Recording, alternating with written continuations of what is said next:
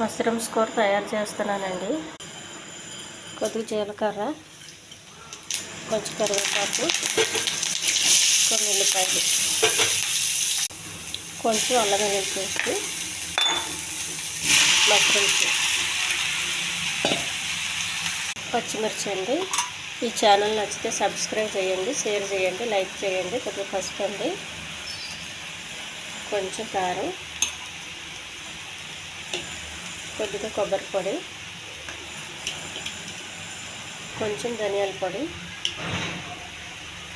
కొద్దిగా పల్లీల పొడి అండి, కొద్దిగా వాటర్. మష్రూమ్స్ కూర రెడీ అయిందండి. కొద్దిగా ఉప్పు అండి, కొంచెం దించే ముందు కొత్తిమీర అండి. ఇది చాలా టేస్టీగా ఉంటుందండి కూర. ఈ చపాతీ కూర బాగుంటుంది.